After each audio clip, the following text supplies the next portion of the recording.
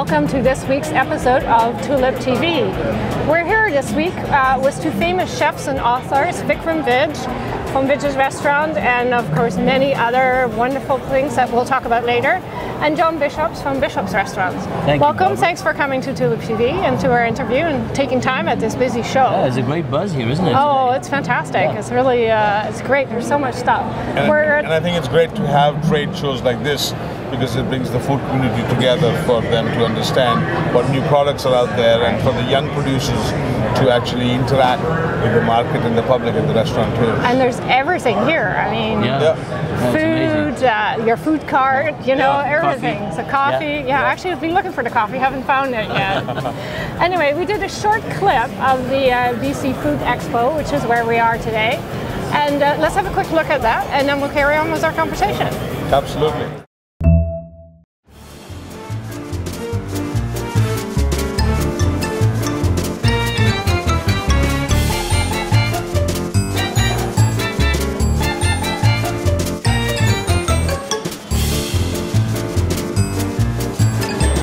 Around what's here. I think we're in the Oriental area here. You see lots of soya sauces, sake. A little bit more sauce. Just the way he wants to make sure. I think we have a chef demonstration there of the Chinese judges. Chef. It's a competition. Making sure the flavor and the visual presentation of the dish is exactly what he's looking for. Well, we don't understand this, so maybe we'll move on. Well, these look interesting. Chef Sunny on the other side of the stage is already finished up. Look at that. Amazing. It's incredible. It's fabulous. Hi, I'm Inga Lamada and I'm here with Edible Vancouver magazine at the BC Food Service Expo. And I'm here to introduce our publication to the consumers as well as the trade. We're a magazine all about edible food product that is available to consumers in British Columbia. And the magazine, in a very fun, friendly way, introduces the farmers, fishermen to consumers and their local food. I think it's meat. Well, they have everything here. Clothes, food, furniture, dishes. Oh, I'd love to have one of those. You could make coquettes in here. It'd be very nice. I'm Mike Prince. I'm the general manager of the Dutch Vancouver Convention Center, and we love TulipTV. Now we're doing the right thing. Here we go. Here's to TulipTV. Cheers.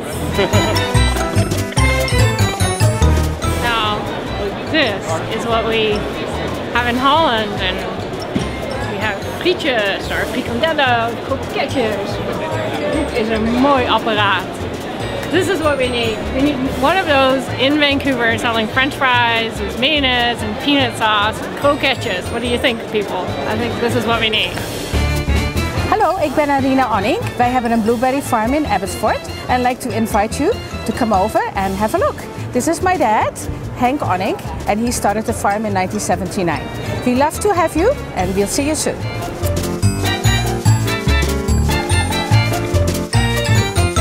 Yeah, this truck is more like a finishing truck rather than like you'd see on a film set, right? So we braise short ribs if we're doing street food service, for example, at our kitchen. And then food comes on here, and then you sear it and have it go. So it's for high output, not for production, so to speak. Yeah.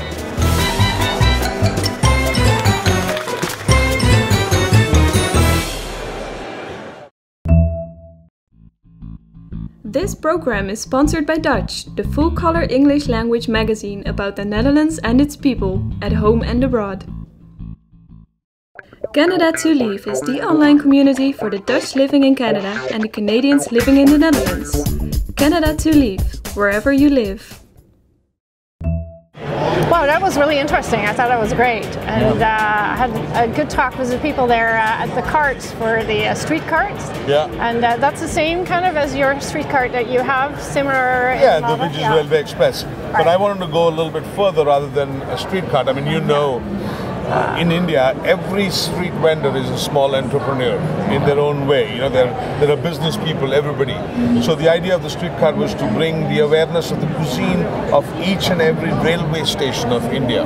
So of New Delhi and Bombay and all those places. Fantastic. And we would serve food from that city. So rather than just being an Indian food cart, this is more about bringing the awareness of the cart to the public. So this is the culinary journey, because I go to India every year through my eyes to the people of Vancouver. Fantastic. Because in Holland, you know, we see street carts like that on the street everywhere, and they sell the pommes frites or the French fries with the mayonnaise, and we serve it with the peanut sauce. I don't know if either one of you have ever tried that. It's a lovely mix. I have. Actually mixing it together, it looks horrible, but it tastes fantastic. I once, courtesy of KLM, I got stranded in Amsterdam. What a place to get stranded. Oh, that's wonderful. You should thank him for that. That was great. I know, I did. Well, they were great. And so I was by myself, though.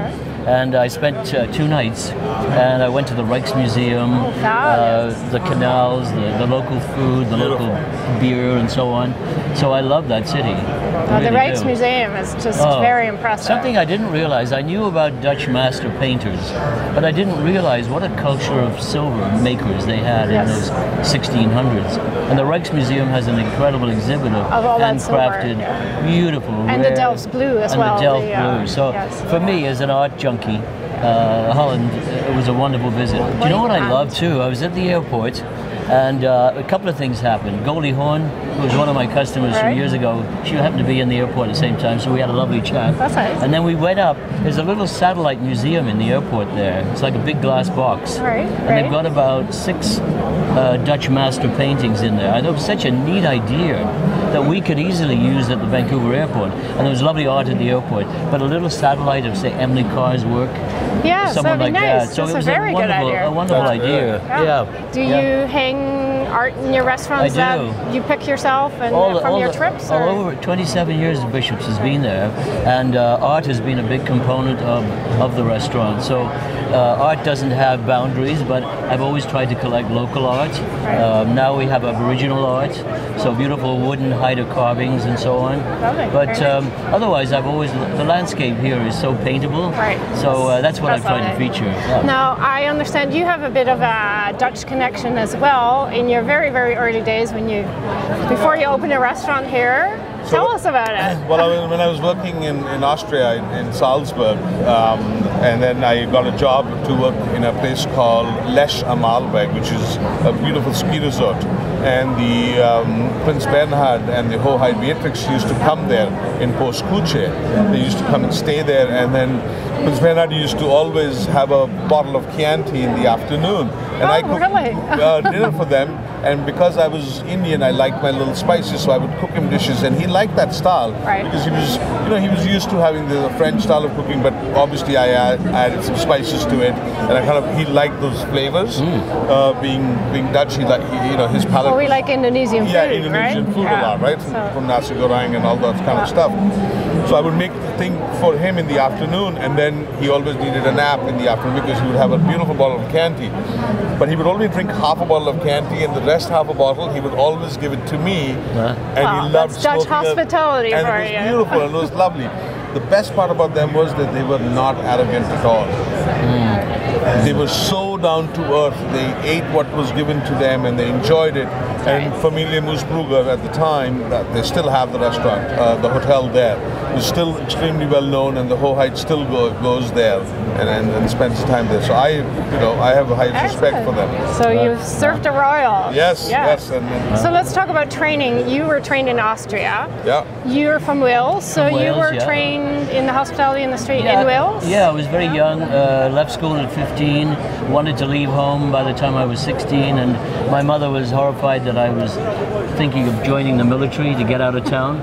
So she suggested a cooking school in North Wales, which had a 2-year program, full-time program, not only cooking but serving food and basic management skills. So I took that. I got to leave home at 16, went and lived with a family for the first year. And when I left 2 years later, I thought I knew everything. Of course, my first job was in central London. I quickly found out that this was just the beginning of what's turned out to be a fabulous career for me. And there's so many facets to it, as we both know. it's all about giving, really, cooking for people that you get to know and love. It's like a circle. And then add to that circle the fact that nowadays we try to source our food locally from farmers that we know. So the relationships are huge. Yeah, because in school I was taught, primarily you were taught as a young cook how to cook food, how to present food, but there was never any emphasis, which is well, it's shocking. a new thing of this world right now. On where the food came from. It's all the new food trends and the sustainability. It's so important to us now. It's not the end all or be all, but certainly it's a huge percentage of how we operate. This is working locally, seasonally.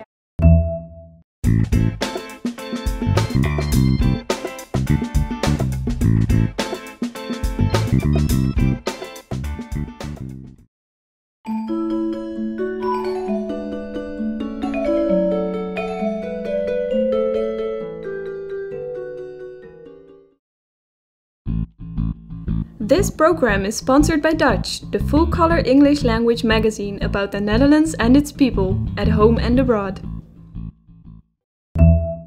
When you do this, obviously I think the food has to be more expensive, right, than when you're competing with massive chain restaurants, right, etc. Do you think that we eventually will go in a direction that all the restaurants go that direction, or do you think it will always be more of an exclusive? I honestly doubt it, because so many of our colleagues are sort of forced almost to buy based on price and certain amount of quality, but we have the luxury almost of being able to work in the way we work. Yes, it is a little more expensive.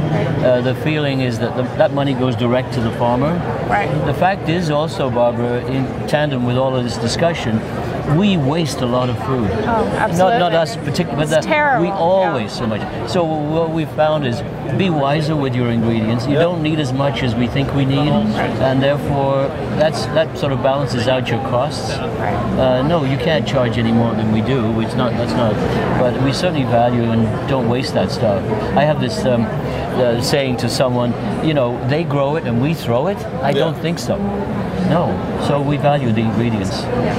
But from my angle, I think whether it is a First Nations sustainable village here, or a village in India, they don't throw it either. No. They don't throw things away either. No. So the angle is, if we take that model and we multiply it to our restaurants and we all kind of follow that trend, I think there will be more people not following the trend but being part of that model rather than just looking at the prices.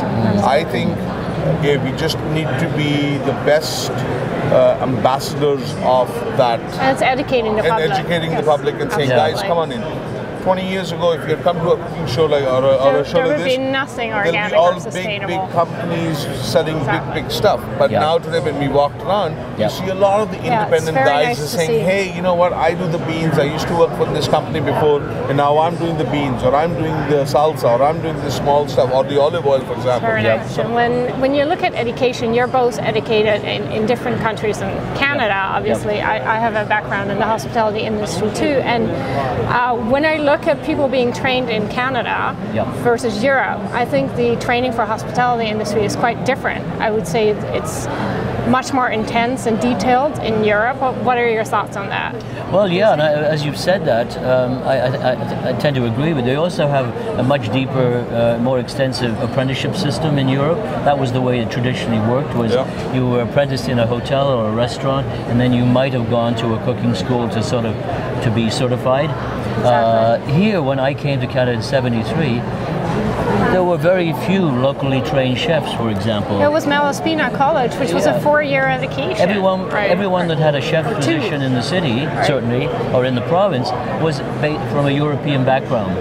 And I'm so thrilled to see that more and more we have locally trained chefs, young chefs, just doing incredible things. So the education program has expanded just in a wonderful way, I think, whether it's private or public.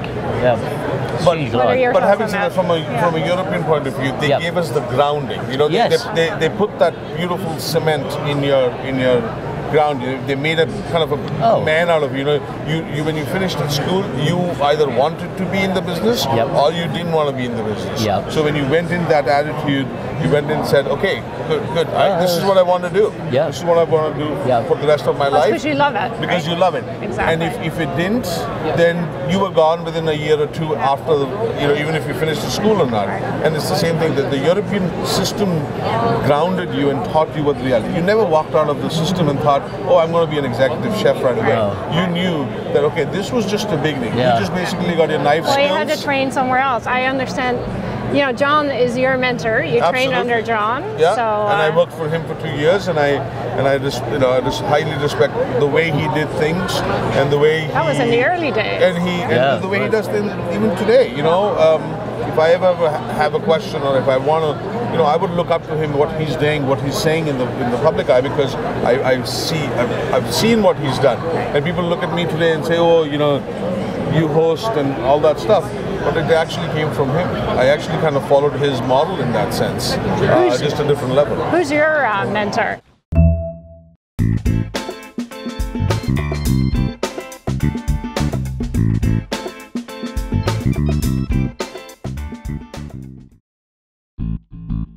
This program is sponsored by Dutch, the full-color English language magazine about the Netherlands and its people, at home and abroad. Canada to Live is the online community for the Dutch living in Canada and the Canadians living in the Netherlands. Canada to Live, wherever you live. Oh, well, I think, Barbara, we should all have mentors. Right. And my mentor was a man that I met in Ireland. He's very well known in Ireland, in the south of Ireland. His name was Peter Barry. And I worked for him for 10 years. And he's an icon in that part of the world. And he taught me not just about food and service, but just the whole gamut of hosting. He was a brilliant, brilliant man. And so that town has honored him with a big bronze statue, and I spent 10 years in Kinsale, it's called, and that was the man that I can thank. He's here every day. Well, we all need one of those, that's for sure. Yeah. All right, well, let's talk some more about Holland. Cooking with flowers. Can we cook with tulips, or are we going to poison ourselves? I think one of the most memorable salads I've ever had in the Pacific Northwest, anywhere, but was at the Souk Harbor House. And they make, in the summer, they make a tulip salad using, I think it's a red parrot tulip, I'm not sure, just the leaves. And it's just the most exquisite thing. Would it be very bitter in taste? No, not at all, not at all. And they make a somewhat sweet vinaigrette to sort of tie in with it. So that would be my experience, yeah. Well, from our point of view, visually, beautiful, like, with Indian spices. I use a lot of the tulips and lots of the colors on a plate itself. Just a little red tulip or a yellow tulip, and just to kind of give a visual flavor to it. Because Indian food is quite brown and it looks a little bit different, so just to give it a little flowers, whether you're using rose petals sometimes or you're using tulips, I think it's a good to talk about John's hospitality, I ate at your restaurant years ago. I've eaten there more, but years ago, and it was my birthday, and you had a big vase of orange tulips on the table. I will never forget that. That was very nice. Yeah, flowers have been an integral part of the restaurant too. We have in Holland what we call a toko, and people will say, oh, I'm just going to go to toko, I'll be back in 10 minutes. And toko is the Dutch word, or the Malaysian word actually, or Indonesian word for shop. But it's kind of like a delicatessen, and they mainly sell Indonesian food or Asian food, which is warmed up and or sometimes pre-packaged. But it's kind of like, maybe people say, I'm going to McDonald's, I'm going to get a burger. People go to Toko and just picking up something. And I saw your little pre-packaged package. Did you get that idea from something like that, or where did that come from? Well, the idea came from when I was growing up in India. My grandmother would give me a little bowl of like lentils and soup and say, when you come back from work or when you're traveling, just take this up, because she didn't want me to eat junk from the street. So she said, why don't you have this enjoyment? And so this is what I did. I actually froze it. It's not pasteurized, it's not shelf stable. The idea is that literally somebody fills it up, puts it in a bag, closes it, and gives it to you and says, enjoy it at home. It's comfort food. A few kind of different dishes. It would be no different than if he makes a nice soup and freezes a little bit of it. I've just packaged it in the same way. So it's more of it's bringing the awareness up of the cuisine again, as I said, and cooking it. So you can heat up the sauce, but you still have to make your rice. Indonesian food. Have you both tried it?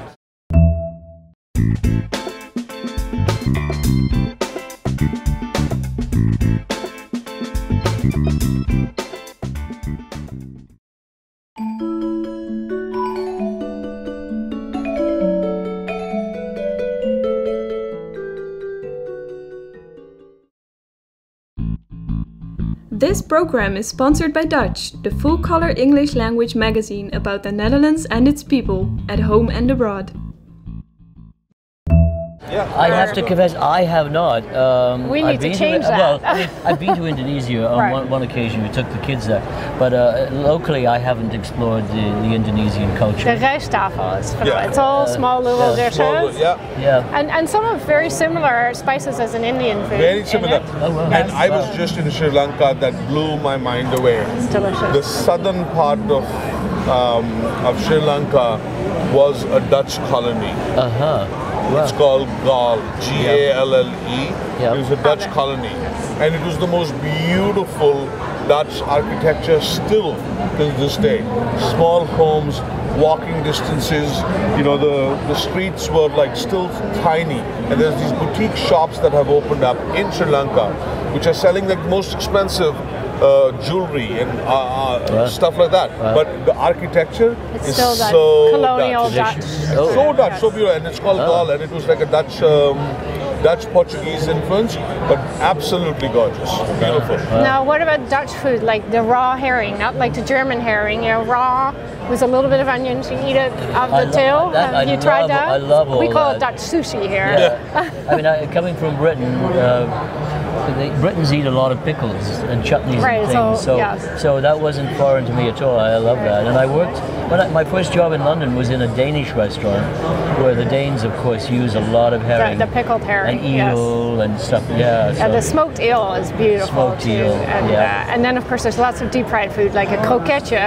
Not quite like the croquettes at your restaurant, but, you know, every Dutch person loves a croquette. And when you ask someone, what do you miss the most? They always say, oh, the croquette, which is basically deep fried some sort of meat and potato and spices. And, you know, we keep hoping someone here will start one of those street cards and we'll have the French fries and the mayonnaise. And what is when you're eating, and they don't do it at either one of your restaurants, but you sit and you finish your plate, everybody else is still eating, and your plate's gone. It's just pulled away. Now, why is that? Is this a cultural thing here? Why do people do that? It's protocol. You don't clear a plate until everyone's finished. That's what I thought. Just as no. So Barbara, you got to change where you're eating. Where I'm eating, right? I know. I'm giving away where I'm eating now. That's They've terrible. got plates where you're eating. If anybody takes your plate away, you should say, no, hold on. Sorry. I should just I'll wait till for they're them. done. Because, again, when you live in North America, there are places that just, you know, take your plate away. Or they bring the coffee while everybody's still eating. I think coffee should come after dinner, but that's a cultural thing. That's a probably. cultural thing. I mean, it's a little bit like at the end, you know, when Hoheit used to eat, they would always have a little shot of... Hoheit. Yeah, Hoheit. That's a hard one. They would always have a little espresso at the end, you know, and she would always have a little cognac at the end, something to kind of, you know, have the evening finish up. Because he loved having the cigar of his. He was like, you know, loved his cigars and stuff. We're starting to run out of time, so what was your favorite thing here when you're walking around? What stood out? Well, you've already mentioned that it's much more sustainable, but when you walk around and say, okay, that's what you should see today, Barbara, or go and have a look at that, what's different? This isn't a local... One of the chefs that are cooking. Yeah, both of Vikram and I have been very interested in some of the olive oils here. I know that's not a local product at all, but there's some exquisite olive oils, isn't there? Yeah, there's some olive oils that are coming up there. Yeah, the emphasis more and more in the show on local people and local ingredients and small producers like Gelderman's Pork, which is a wonderful, wonderful producer. Right. So things like that we have a lot of Dutch farmers out in the valley, you know. Huge. Absolutely. And when I look around, you know, and there are countries that are represented as well. So there are some countries that are Indian companies that are represented. We have Indonesian right here behind us. There. Yes. Lovely family over there. You know, so the idea is that all these countries are represented. So it's not just become like, well, I have the best beef, or you have the best beef. Oh no, you have the best hot dog. It's not that. It's a little bit more multicultural. Absolutely. And I think that's the beautiful part of it, because it brings people from all walks of life into one area, and they can see that. Well, we're a multicultural channel, so I want to thank you on behalf of TulipTV for participating in this interview. Thanks very much. Thank you, Barbara. And I know you're busy, and good luck with all your new adventures that are happening, because you two are like Energizer bunnies that never stop. There's always something new happening. Thanks very much. Thank you. Thank you, everybody, for watching this week's episode of TulipTV. We hope you'll watch again next week. And remember, we're independently produced, so if you like our program and you would like to support us, go to our website, www.tuliptv, and click on donate. You can also watch our episodes on YouTube, and you can follow us on Facebook or Twitter. So we hope you'll look again, and thanks again for being with us. Thank you. Tot ziens allemaal. Thank you.